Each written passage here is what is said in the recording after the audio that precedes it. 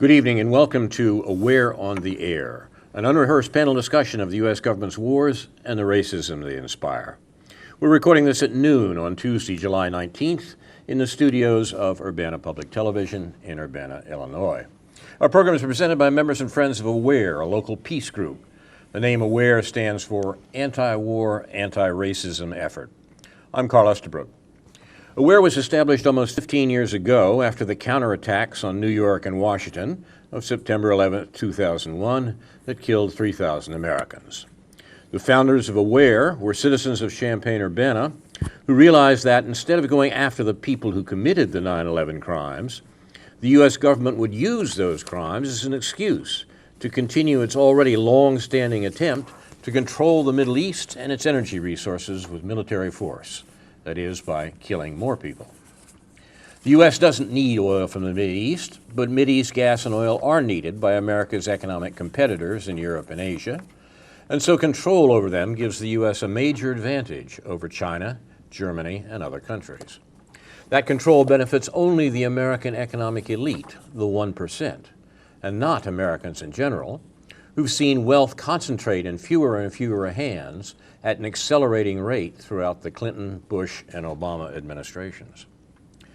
The greatest crime of the 21st century, the U.S. invasion of Iraq, which killed 1 million people, was not a response to 9/11, but to Iraq's non-existent weapons of mass destruction, which Washington knew was a lie.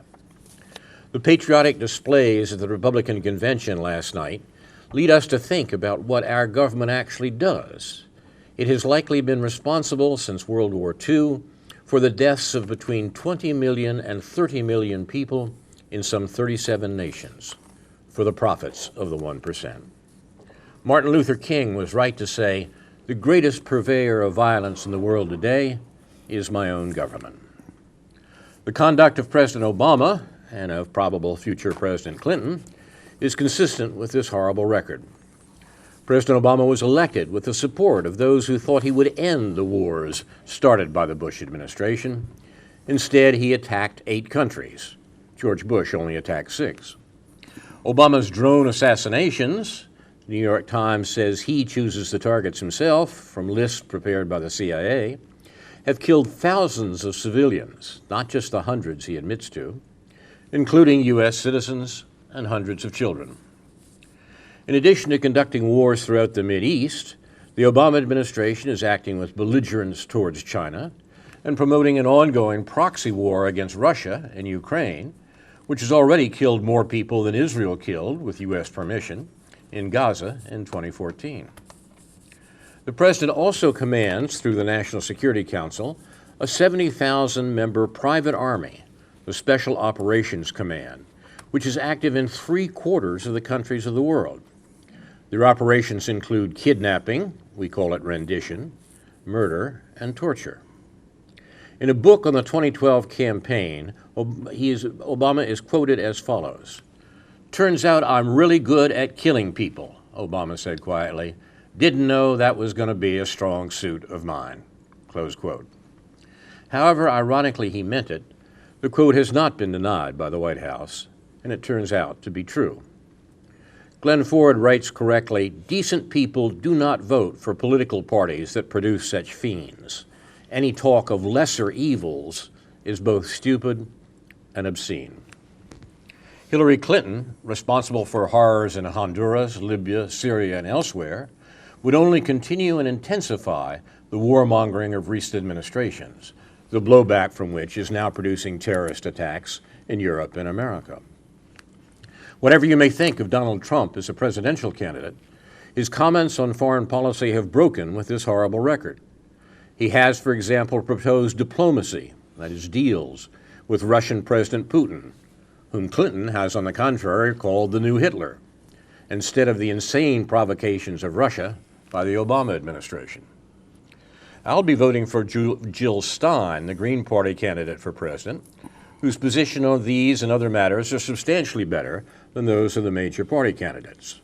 But I won't be dissuaded by the argument that a vote for a third-party candidate is, quote, helping Trump, close quote. Trump is clearly better than Clinton on America's murderous foreign policy. Our program is based on the conviction that the U.S. government is once again today lying about why it's killing people around the world. And it's lying primarily to the only enemy it really fears, the U.S. public. The U.S. government claims that our military, by far the most expensive in the world, is causing death and destruction around the world in pursuit of peace and freedom. That isn't true. It's protecting the 1%'s economic hegemony. So the orthodox bipartisan establishment, Republican and Democrat alike, have reacted with horror to Donald Trump's anti-war proposals for fear that they will be popular. More than 40 years ago, the U.S. government withdrew from an illegal war in Vietnam because Americans demanded it. By 1969, polls showed that 70% of the U.S. population regarded the war in Vietnam not as a mistake, but as, quote, fundamentally wrong and immoral, close quote. As in Southeast Asia then, so now in Southwest Asia, the U.S. must end its criminal war. We demand that President Obama and his successor, probably Clinton, 1, end the drone assassinations, 2, bring all U.S. troops and weapons home, 3, close the 1,000 foreign U.S. bases around the world. Neither Russia nor China has more than 12. 4, end the provocations of Russia in Eastern Europe and China in the South China Sea. 5, end support for Israel's apartheid policy and stop sending them money and weapons. And 6, support negotiations among the U.S., Russia, and their clients to end the Syrian and Iraqi civil wars. There's a lot of news about U.S. government war-making this week, but you won't hear much of it in the American media. We'll mention some of it tonight, beginning with Ron Zoke, and I must mention that now that Donald Trump has chosen Mike Pence to be his vice presidential candidate, Ron has founded a new organization, Strumpets for Trump Pence. It's such a good line, and I blew it. Sorry. Strumpets for Trump? Strumpets for Trump Pence, yes. Yeah, well, they unveiled a new logo, but lasted only a few hours when the satirists started elaborating it. And Ron keeps us abreast of these things, so to speak. right. How about shillings for pence? Yeah. He keeps us amused. The logo, in case you missed it, was a very suggestive T and P with the vertical bar of the T penetrating the orifice of the P. And, I did miss it. Thank God. You're enjoying that too much, Ron. right. Yes, yes. So it was taken down after a few hours, after the jokesters saw it. But anyway, the big thing in the news this week, in addition to the Republican convention, is the failed coup in Turkey and the questions this raises about our supposed NATO ally and the bit of blackmail that's going on by the Turks. They claim that the inspiration, whatever that means, of a lot of this is a movement led by a Muslim cleric who happens to be in exile in Pennsylvania of the USA, and they are demanding extradition of this guy, apparently so they can kill him. And this raises a lot of questions in several minds.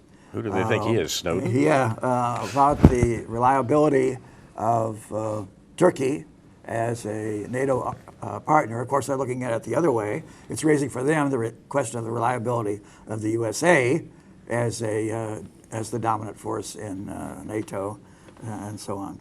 But the big picture, of course, again, is what seems to be going on, the encirclement of Russia and China, leading to these conflicts and warnings all along the western edge of Russia and the Baltic states and Poland, and the continuing conflict in the South China Sea.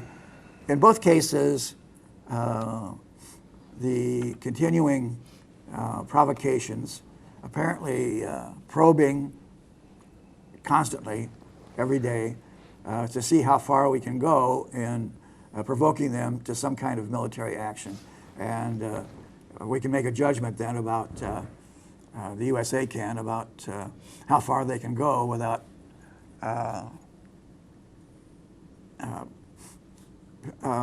precipitating a major war. And what if they make a mistake and Russia or China does something unexpected after one of these probes, and we don't seem to be thinking much about that.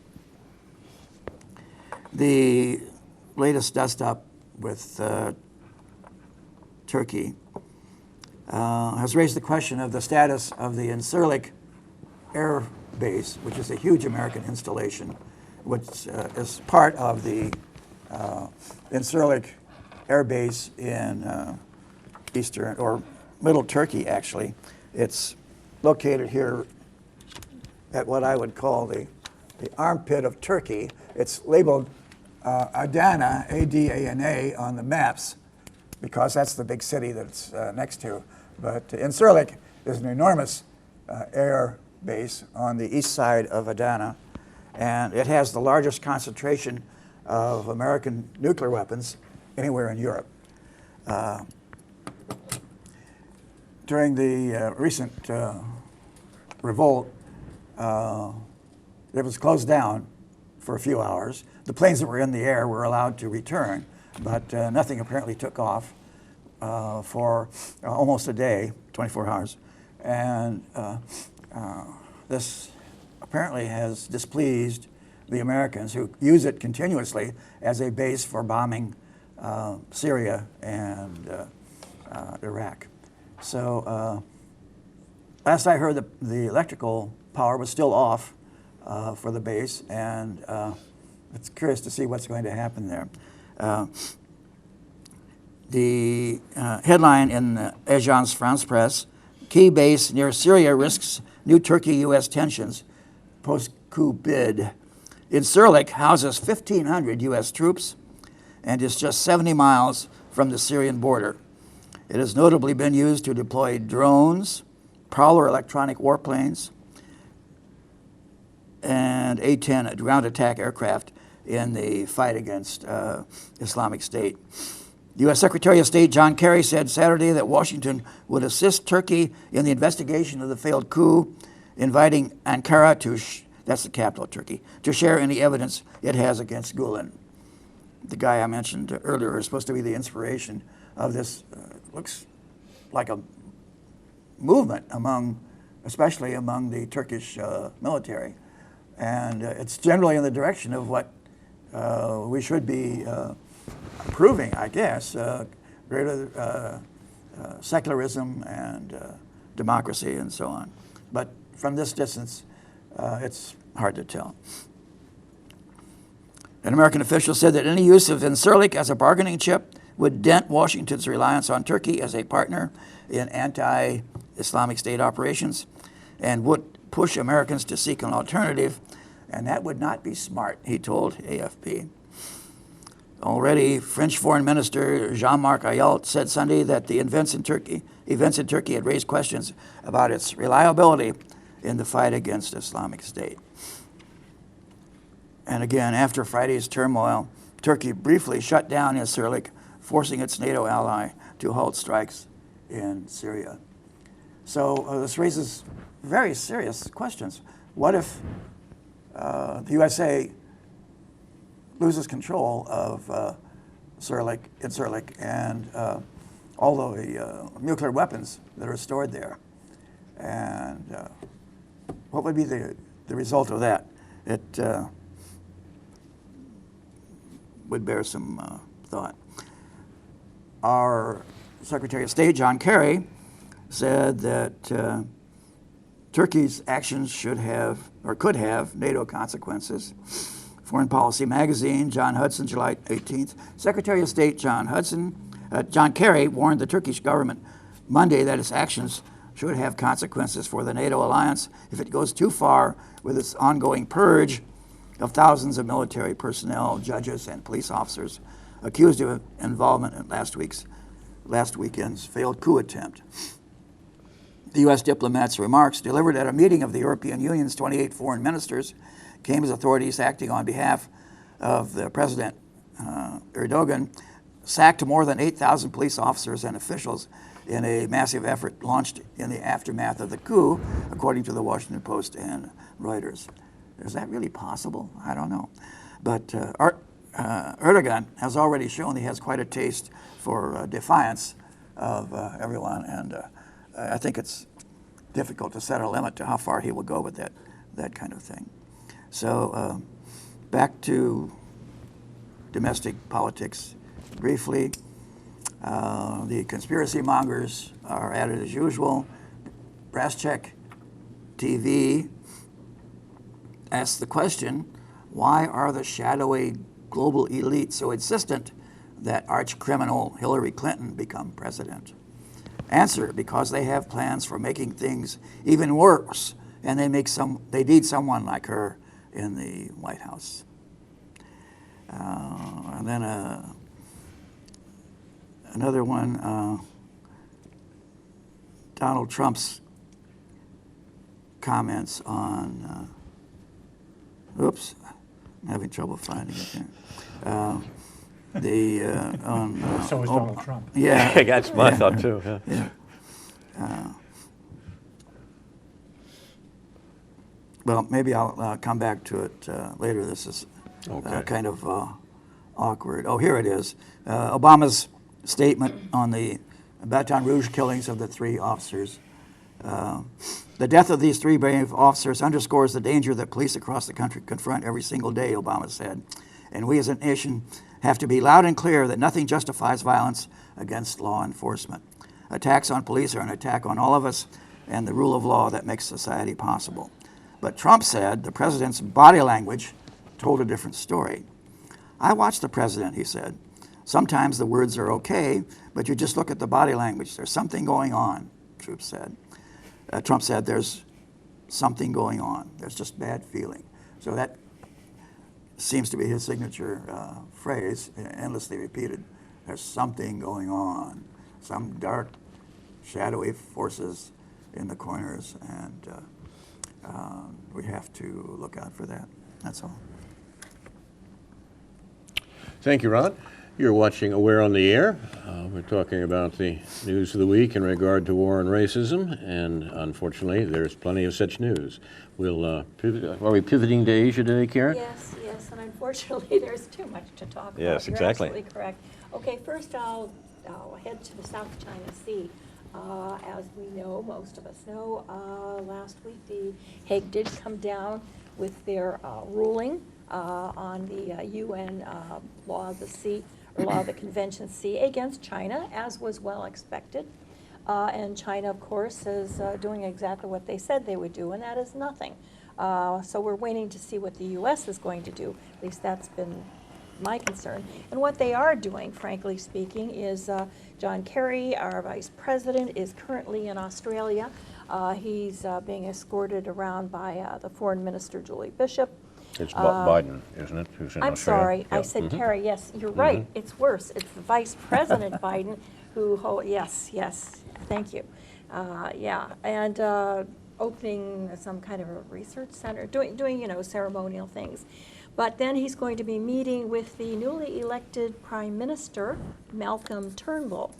And what its consideration is that he's there to push for action on the part of Australia, more provocations against China. Interesting enough is that Turnbull has said that he's opposed to this. We have to keep in mind Australia and China. I mean, China's Australia's largest trade partner. Okay, so and Australia is having their own problems. I refer to austerity, cutting economic. Benefits for people. So we'll see what happens. Let's hope that the Prime Minister of Australia is a sensible person and doesn't allow Biden or Obama to push him into doing something that could be disastrous. In the meantime, although China's, I said they're doing nothing, they're continuing to build. They're continuing to build the islands. They're continuing to build the atolls. And they are meeting with the Philippine former President, General Ramos, who represents the elite of the Philippines that wish to do business with China. They want better relations with China. Now, the new president, Duarte of the Philippines, does not want to alienate the U.S., but at the same time, he's moving closer to China. And so that's why he sent General Ramos, who's always had close relations with China. So there is talk between, it's bilateral talk now between China and the Philippines, and I think there's a good chance they may solve the problem related to the lawsuit that went to the International Criminal Court, which it's really almost a joke, to be quite frank. There are a lot of illegalities involved in this. But in the meantime, as I said, the military, the Chinese military, is now flexing its muscle in the South China Sea. They're doing military exercises, and they're cutting out, there's a certain area of the South China Sea that they're curbing, let's say, for a short period of time, a few days or something, to, as I said, to flex their muscles is the way I see it. And I think it's their way of pretty much telling the U.S. where they can go, literally. That's the way it's taken. Now, I get a lot of this now from Chinese, supposedly in Southeast Asia, who are not necessarily residents of China. They're furious about all of this, but since I don't know any of them personally, it's hard to tell who I'm really communicating with. But they're trying to counter the propaganda that the U.S. has put out, and I think it's about time that they do so. But I find myself urging restraint, which is a very Chinese characteristic that I can tell you. I spent a lot of years in Asia having Chinese telling me I needed to urge restraint. Now I'm finding myself telling that to some of these young Chinese. Okay, now I want to talk about Bangladesh a little bit. Bangladesh suffered a terrorist attack. It was pretty brutal here over a week ago. And I think, Ron, we had you pointing out where Bangladesh is located at the time, because I didn't want to speculate in any way. But as I pointed out, Bangladesh is known worldwide as the armpit of India. And they were literally carved out of India at one time. That's And- two and armpits really- we've got. Well, That's the requisite number. Yeah. It is known worldwide as the A armpit. lot of axillary And it's- talk today. And it's not just location either, unfortunately. But here's something that I noted that on the Crosstalk Peter Lavelle show, no, I'm sorry, it was Eric Draitser on Stop Imperialism, or one of, Don DeBar interviewed Eric Draitser, and he's someone who I respect his analysis. In spite of his youth, he's very youthful. I'm amazed. They were both saying that they were rather suspicious of what took place in Bangladesh because of the location, because of the fact that the U.S. Businesses have billions of money invested in Bangladesh textile industry, but also the Bangladesh location, which I noted right away. Okay. Go ahead. Can somebody turn off their phone? I find I it. forgot to turn mine off. Okay, well, It's way over there. I'm not sure whether I should be standing here dancing. The mic probably isn't picking it up. Might Well, help the I'm program. picking it up. That's the problem. I'm Yeah. picking it up. Okay, let me point out that Bangladesh is located, it's right on the coast. It offers an opening to the western, I think it's the western point of China. So this is what makes it very important. See, I lost my train of thought in my page. It provides an opening to the South China Sea from the west. Yeah, from the west. And this was very important in respect to a transit to the straits, the Malacca Straits, which I talk about endlessly. And India is now a direct military ally of the U.S. So far, Bangladesh has resisted American urging to become a more militaristic or utilize more security in their region. And there have been a lot of horrific killings there. So the fact that we are only speculating, but here again, you're looking at a lot of things that play into, it's all about China. And so I think we have to really concern ourselves with that based upon what happened in Turkey. Now, I watched, well, first I'll mention the New Eastern Outlook William Engdahl wrote, and he's convinced that the CIA was totally behind the coup that took place in Turkey. I'm not familiar with William Engdahl, and I'm not a fan of the New Eastern Outlook, so I generally don't quote them. In fact, Peter Lavelle's crosstalk, Mark Slavoda, who is an American former military analyst with the U.S. military, now lives in Russia. And he actually said he did not think that the U.S. was behind this coup at all. He felt it was due to internal problems on the part of the government. He pointed out that the military has traditionally supported secularism, that they believe that Erdogan is trying to bring in a more Islamist government and influence. He also believes that, I shouldn't be quoting him exactly, but basically it's thought that a lot of the soldiers in this weren't even aware that this was a coup. A lot of them actually thought it was just a military exercise. So you had a lot of young teenage conscripts and suddenly found themselves being attacked.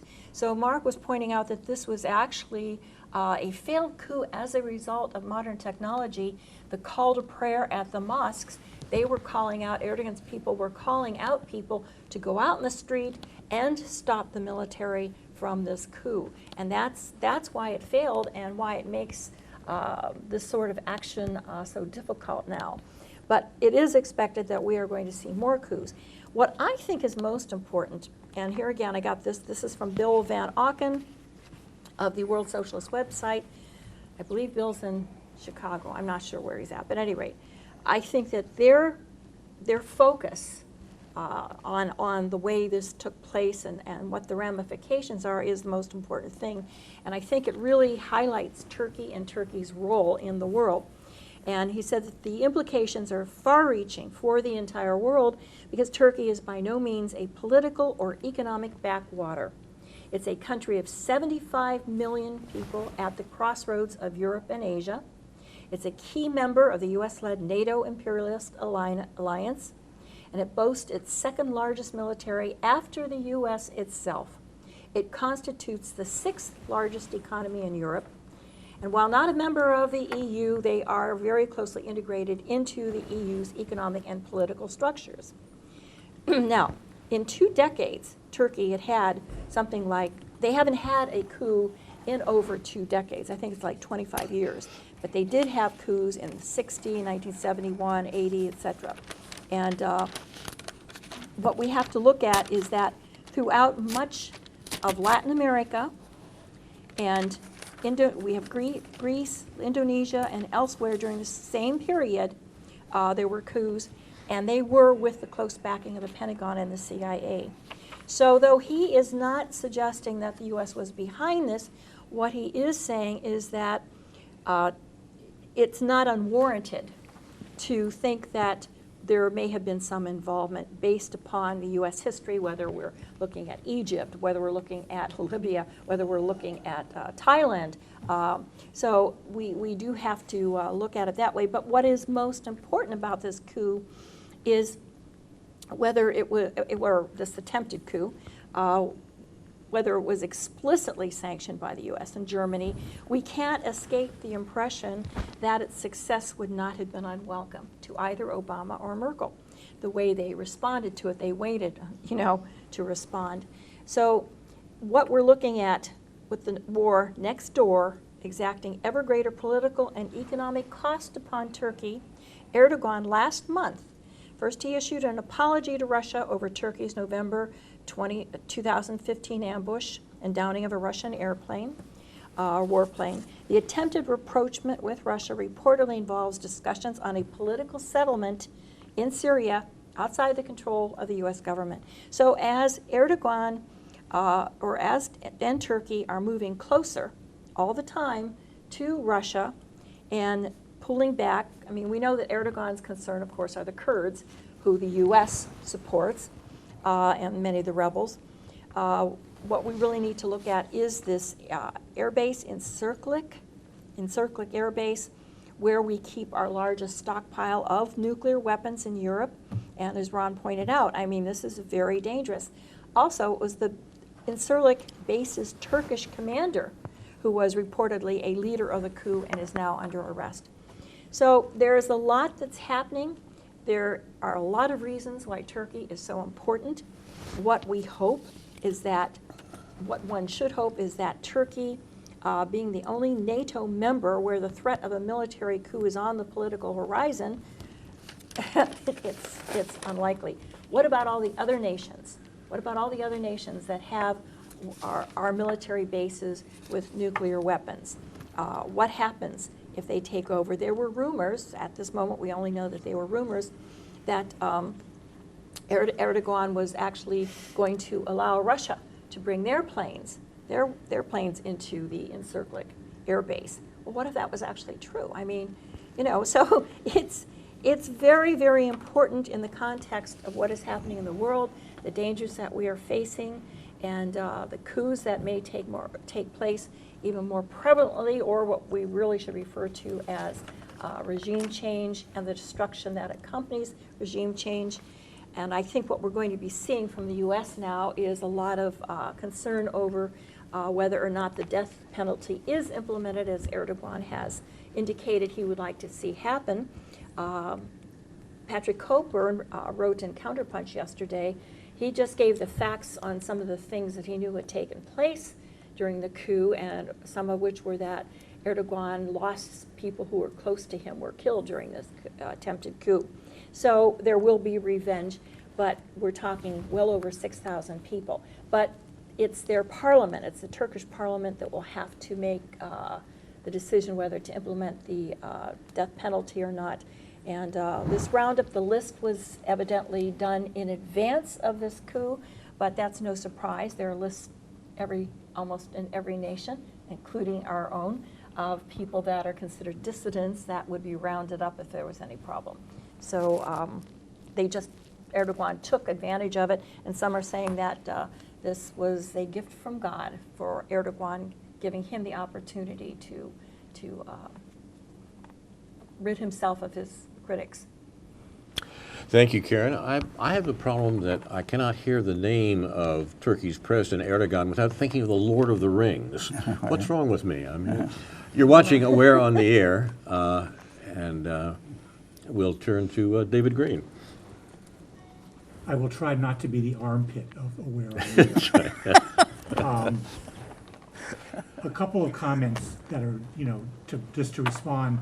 I happen to have done a little research on Fethullah Gulen, the leader of this movement, of this kind of a sect that nobody has ever heard of before this, most people have never heard of before this coup attempt.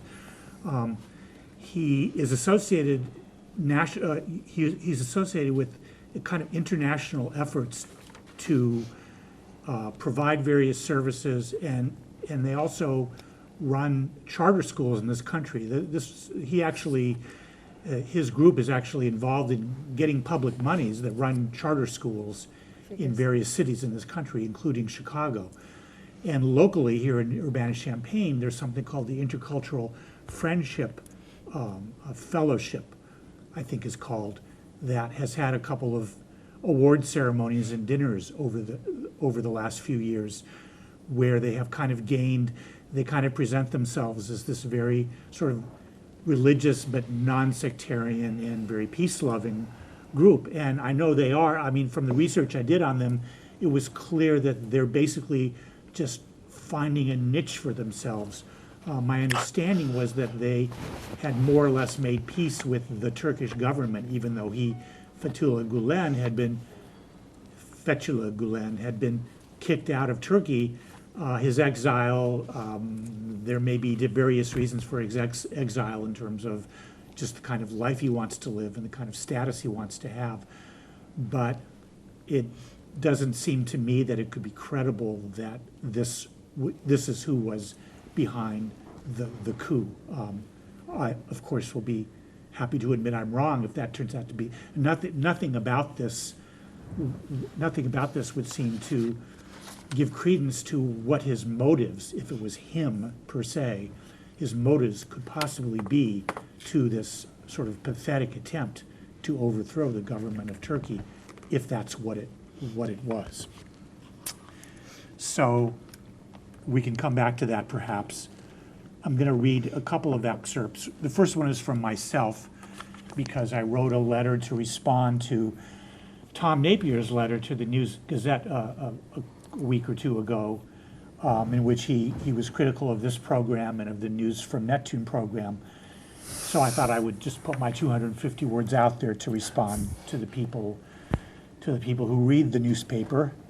It was a good thing that he wrote that letter because, of course, we want people to know about this program and News from Neptune.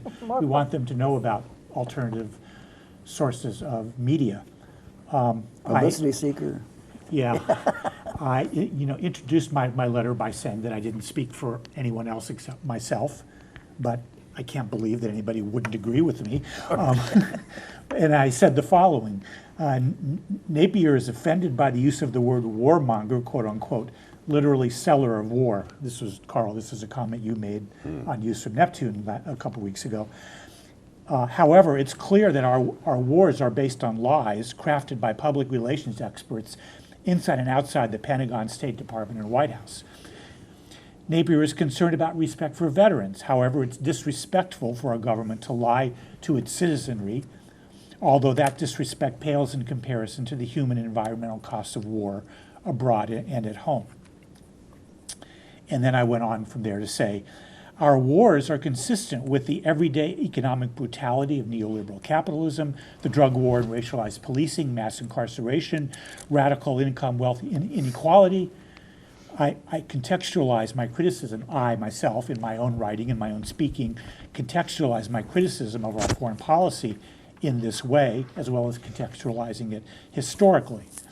In the broadest sense, historically, our accumulated wealth, which of course is mostly the 1%'s accumulated wealth, and global power, has its origins in the conquest and genocide of native peoples, the slave trade and slave labor, the long-term corporate war against labor unions, and the ascendancy of coercive Wall Street-driven global finance capitalism.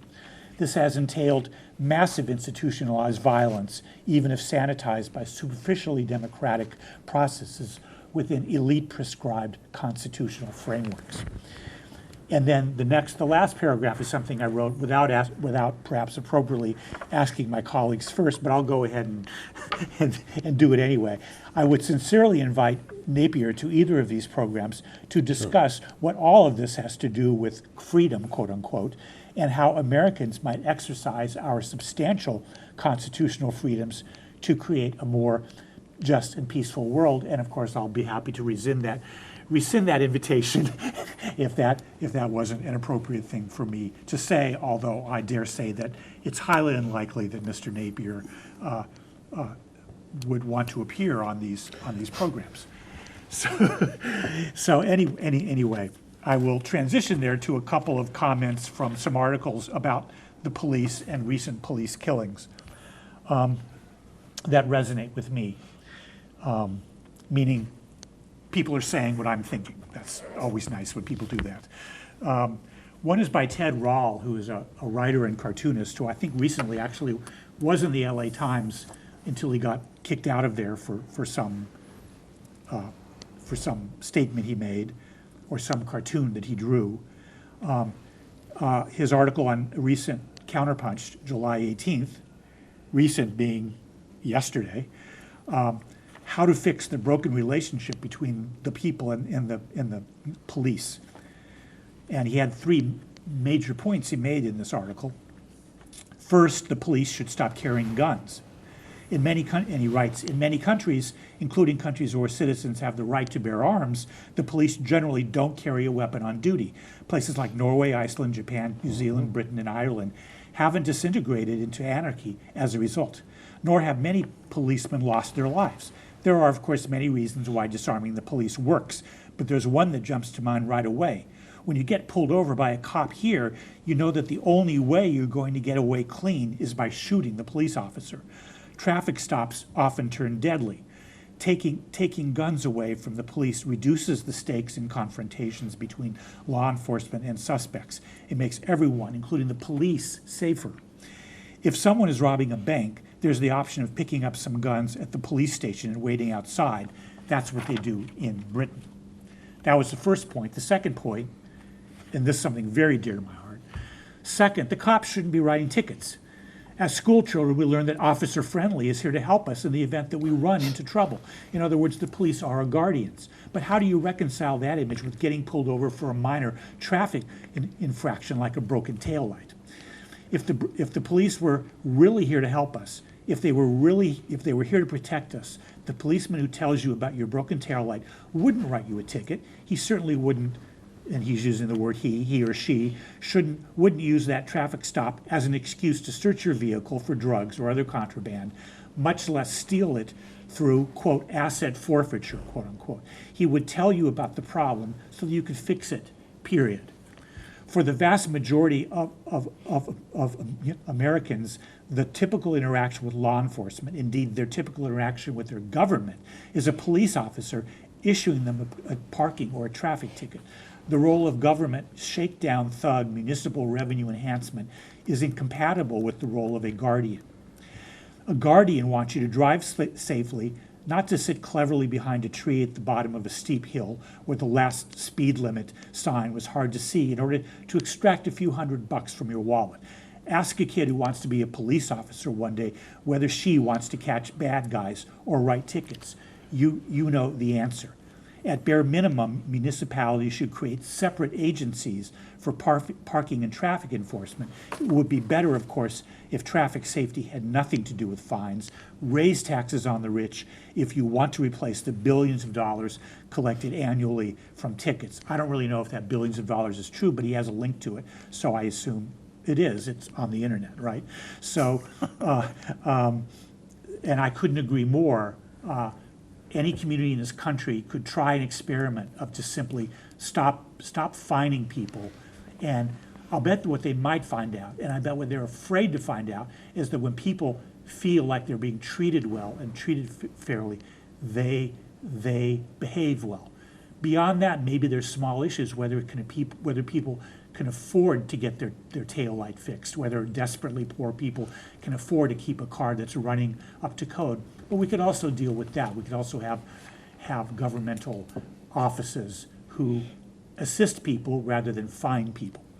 And third, his third point was, and I'll just go this briefly, we need a federal agency to appoint independent federal prosecutors to replace the current system of local district attorneys.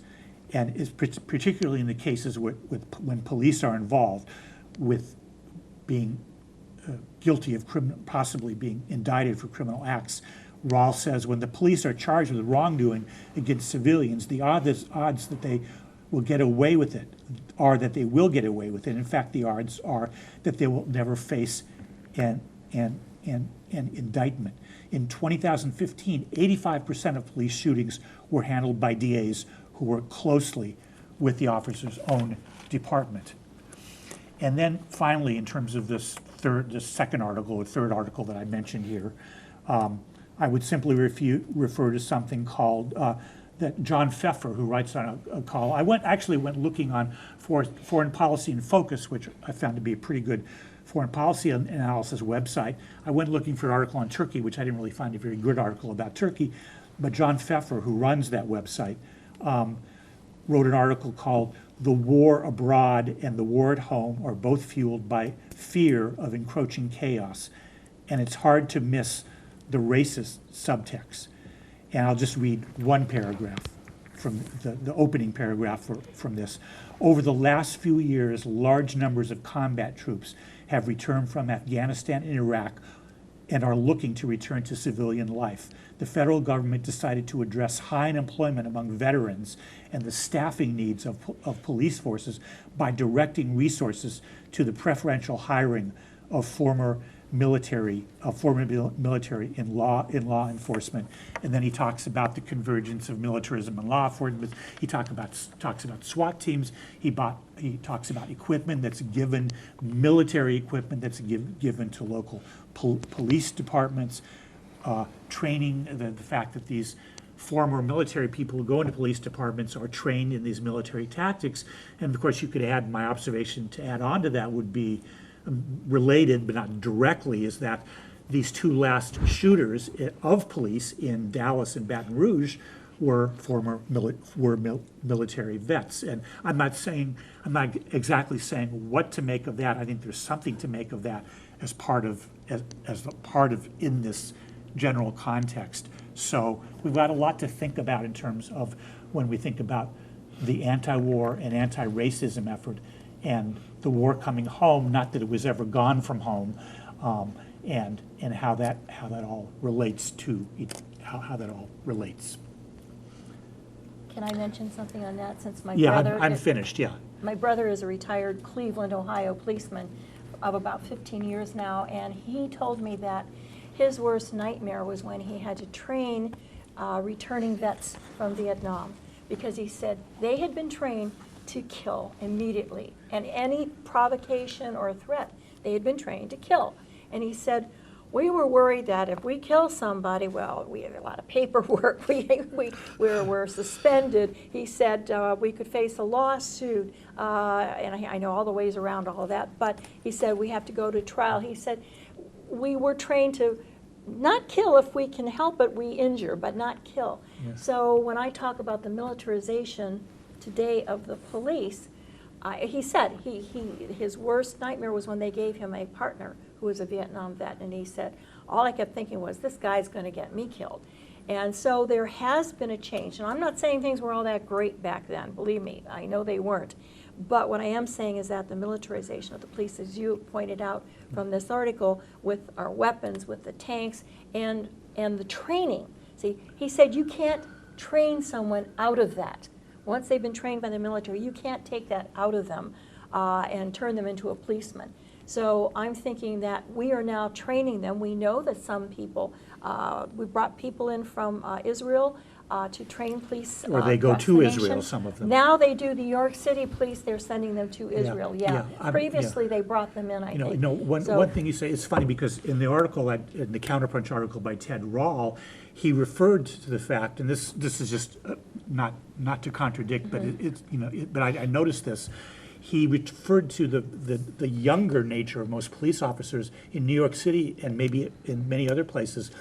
Police officers can retire after 20 years. So the force is heavily towards younger officers. And what actually, ironically, in relation to what you just said, he said that the older police officers, the one that had hung around, and then some of them who maybe had been Vietnam vets, all that sounds like getting pretty old now.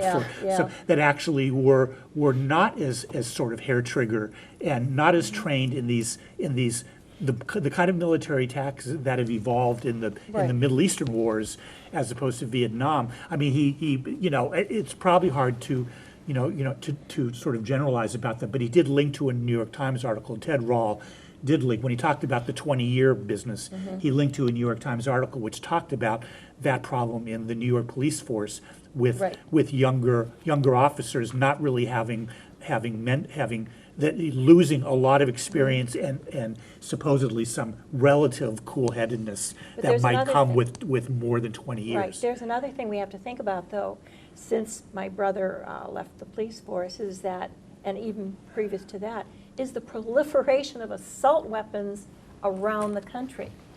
A policeman, I mean, and I actually have viewed some of these things, and I thought, that policeman probably was just so afraid that he was going to be shot that he had to shoot first, because it's assumed now by the police that everybody else out there is carrying a weapon and he's going to shoot you with it. So I was talking on News from Neptune the other day, we really have to change our culture of violence, and it's overseas and it's domestic and it's well, we can go back to really thinking about taking guns out of the hands of the police, and any community in this country could set that example if they wish to do so. I was talking about that in the 60s. At that time, it could have been done. Well, it seems outlandish, even more outlandish now, which is why it should be done. It should be done. Well, let's be realistic here. I don't think it's going to happen now, and I think that's what we have to face. But it needs to be said. It needs to be said, but it's kind of too little too late, perhaps, kind of like the Chilcott report.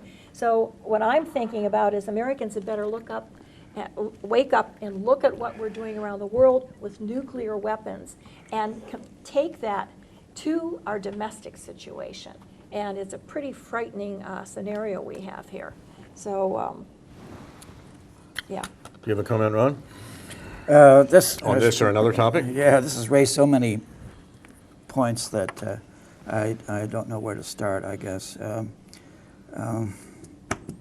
Yeah, the militarization of the police, the big theme, which we've referred to again and again here, and it's been coming on for several years. They're starting to look more and more like military figures. The policemen now are wearing the stars on their collars, you may notice. And they're dressed head to toe now. Yeah, In what do you black. call it? Armor. Armor. Armor, when they just go to manage a protest. Back in the day in D.C., where I lived, we knew when we went to regular protests, they used the D.C. police, who were very friendly because they dealt with tourists most of the time. But it was known when, I think it was 1971, when the May Day crowd was coming in, everybody was afraid, so you get out of town before the May Day crowd came in. They brought in the hard hats. They called them from Virginia. No offense, I know you're from Northern Virginia. But the thinking was that these police have been trained to come in and hit and beat up kids. So that was really the fear at the time. They used different police forces who've been trained differently. You said something contrary to what I've been told. The police are never told to shoot and disarm someone, or they're always taught that they must not do that. They must shoot to kill every time if they're going to shoot at all. Well, we can I'm look not at saying that. we can look at the effects. As a matter of fact, the Washington Post published last week a collection of materials that they had been gathering on killings by police and of police for this year, for the first 6 months of this calendar year. In the first 6 months of 2016, police had killed 591 people, had shot and killed 591 people in the United States. 22 police had been killed, and as our friend Jeffrey Sinclair at Counterpunch points out, a number of the police who were killed were not killed by being shot, but rather in high-speed chases where their cars went out of control and they died in the chase. And many people suggest these police chases are also an Yeah. enthusiasm of policemen of police that need not be indulged. In most cases, the high-speed chases aren't necessary. But the numbers are overwhelming. 591 civilians, and the fact that even that word is used suggests the militarization of the police. There is, if there are civilians that police are killing, then the police are in some sense a military force. Yeah. 591 citizens killed by police, and no more than 24 police killed, including in these accidents.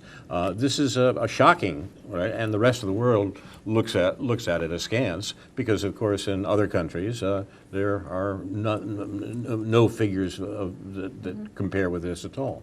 They're issuing Yeah. warnings now to people traveling to America because it's so dangerous. Uh-huh. The police are apt to shoot you, especially if you're young male or, God help you, if you're African American. You're a target. So I Yeah, mean, years yeah. ago I noticed that the usual result when the police shot someone was that they just had to say, I thought I saw him going for a gun. And then they got a vacation with pay. They were on salary for the next month with no duties. And then there was an investigation, sort of, Yeah, and but then they would it's be not something right back. that what I'm saying is that it's not something they necessarily look forward to going through because it means going to trials, it means a lot of paperwork, et cetera, et cetera, et cetera. But the way it is today, it's like it doesn't matter what happens because you know you're not going to be charged. Somehow I'm not comforted Or in you're the gonna notion get that a off. policeman might not shoot me because he'd have to fill out a report. Well, we're trivializing it, but what I'm saying is that Maybe there some of my has- former students don't feel that way. There has been a difference in the training of the police, and they are being trained as military. France, they're now bringing in the military because the police supposedly aren't doing their job. Now, I've lived in nations where the police deliberately would not do their job sometimes in order to bring the military in. I think here in the U.S., we just decided to go ahead and train our police as if they were military. And we give them cause by having anybody can be armed with an assault weapon or arsenals. Yeah, I had a brother who was briefly a kind of traffic cop, or really just parking on weekends, and that was his big complaint why he didn't want to do it. There's too much paperwork. We have about 5 minutes left on Aware on the Air. I have a comment from last night's Republican convention. If you enjoyed your evening's television viewing, you saw what I think finally was a rather remarkable justification, in some sense, of the Trump candidacy. That is, a legitimation might be better. That for all the fuss on various sides that grows out of the fact that the Republican candidate does not belong to the political class as presidential candidates normally do, there still has developed a certain legitimacy to the Trump candidacy that surprises his enemies and opponents on all sides. And a comment this morning about why the American business community is in fact looking at Trump with new eyes, in spite of the fact that everyone thought that Hillary Clinton would be the obvious candidate of Wall Street and of the American establishment. In a nutshell, why the support of Trump? Quoting one such businessman, "We need a fresh look at these problems that Donald J. Trump brings to the table. Our problem with Mitt Romney was that he made his money taking advantage of the tax treatment for takeovers and currency rigging that shifted so much of our industry abroad. If anything, favorable tax treatment should encourage the building of productive investment as we repatriate our industries lost to currency rigging and not the creation of debt to finance speculative takeovers or speculation in general." That's what Romney did. "Speculative profits should face the highest form of taxation." And the source of this, some American business spokesman. "The business crowd is also distinctly anti-war. When Mr. Trump talks about war having to have rational profit and loss expectation, he's sounding as a logical businessman. They also stress that the war against Russia is also destroying our oil industry, as the U.S. ordered the Gulf states to dump their shut-in oil production capacity on the oil market in order to bankrupt Russia and also Venezuela and accomplish other political tasks for the United States. So here's how the playing field is shaping up. The neoconservative, neoliberal Wall Street candidate, Hillary Clinton, featuring the war party, the neocons that have rallied to her, against the wall-to-wall multi-billionaire who call for a reorganization of American liberalism, including the Kochs and Sheldon Adelson. This in the U.S. is what passes for democracy. You have a faction fight in the ruling class. You have been listening to Aware on the Air, presented by members and friends of the anti-war, anti-racism effort of Champaign-Urbana, a local peace group in the 29th week of 2016. Our show is produced and directed by Jason Liggett and Joseph Cash. Thanks to whom also this program and others like it will be available on YouTube. And the articles referred to by the panel will be posted on our links to them will be posted on our Facebook page. Finally, Aware honors those who reveal the crimes of the U.S. government, which the rest of the world knows about, but Americans don't. Manning, Assange, Snowden, and the rest, who are being persecuted by the Obama administration. Now, this is Carl Estabrook for Ron Zoke, Karen Aram, Karen Evans-Levy, Stuart Levy, David Green, and other members and friends of Aware, saying, in the words of the late Edward Murrow, good night and good luck. And enjoy the convention tonight. Yeah.